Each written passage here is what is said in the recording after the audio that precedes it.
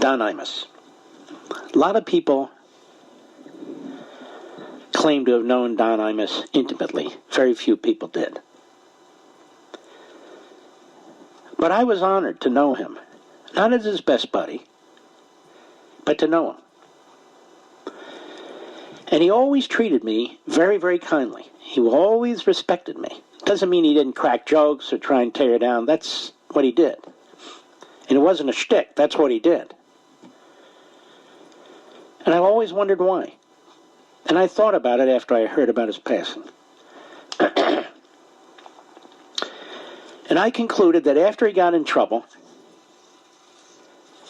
for making the insensitive racial remark that he made,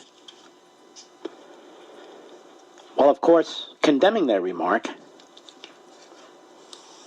I didn't think he should be suspended or removed from radio. He apologized.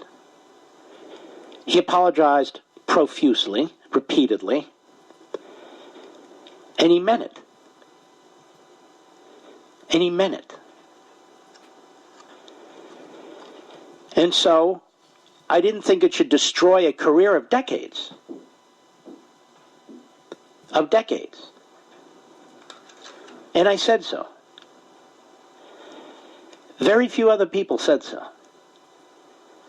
All the guests he would have on, all the authors he would have on, all the liberal news individuals he'd have on all kinds of people. They did not come to his defense. I don't mean the defense of his statement, obviously. I mean the defense of his career.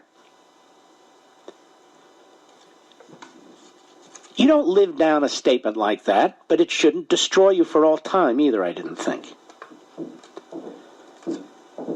And I got to thinking that must have been it. But he absolutely enjoyed, and told me so, when I would come on his program and comment. And I think he was more conservative than he let on. He let on that he was fairly conservative, but you know, he wanted guests on the left too, because it's a guest-driven show for the most part. But I'll miss him. I've already missed him. Been off the air for about a year and a half. I've already missed him. You know, these old-timers, they're old-timers.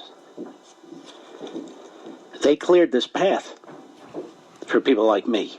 I don't do the same type of radio program. I am who I am, but they cleared the path. It's like Bob Grant, who I miss enormously, who I became friends with. He was on WABC, WOR, WWDB in Philadelphia, as he was fired from one place to the other. But there'll never be another Bob Grant. Or Tom Marr, out of Baltimore, but he also was in New York, he also was in Philadelphia, one of a kind. Such a great honor to know him, and he and Bob were good friends. And there are others.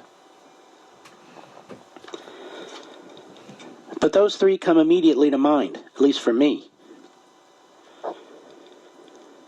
I mean, I'm not as young as I used to be. I'm 62 years old. But when I was younger, I used to stay up late at night with my AM radio and the long antenna in my bedroom in Elkins Park, Cheltenham Township, Pennsylvania, right outside of Philadelphia, adjusting my antenna so I could listen to these guys in New York and some of them in Philadelphia. Few and far between. It's like the Little Rascals we had in Philadelphia with Bill Corsair. Tremendous. Tremendous. These are, again, the people who made it possible for somebody like me to do this. It's something I wanted to do when I was a young teenager, but I never thought I could or would. But Imus in the morning, Don Imus. Never be the likes of him again. And one of the reasons is radio will never be the same again. PC is a killer. But radio is changing too. It's all changing. Some for the good, some for the bad. But Deidre and the Imus family should know that he'll never be forgotten. He will be in the Radio Hall of Fame for all time. And for good reason. And then the next generation comes in and they take over and they move on. It's the way it goes. Some ways it's sad, some ways it's not. When my day comes, I'll be attacked by the liberal media as an incendiary, controversial figure. Some of you will be saddened for a little while. Then everybody will wonder, who replaced him? Who will it be? Who will get the slot? Then you become a distant memory, Mr. Producer. Enough time goes by, you don't become a memory at all. And by the way, as a footnote, that's why family is so important. That's your legacy, your flesh and blood, not your career. You know, that speech Patton gives, or presumably gives at the beginning of the movie, which is my favorite movie of all time, Patton. Probably seen that thing 50 times. Never gets old. Dirty Dozen, a handful of others. And George C. Scott says in that speech, among other things, glory is fleeting. Glory is fleeting. I've never forgotten that.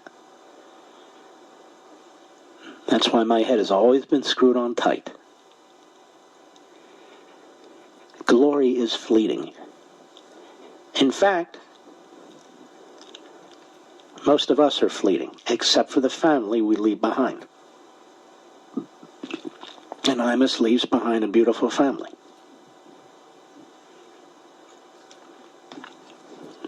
He lived a real man's life, didn't he? The jobs that he had, the abuses to his body. But he lived life the way he wanted to live it. And you know what? There's a lot to be said for that. There's a lot to be said for that. And he will be greatly missed. I'll be right back. Mark Levin.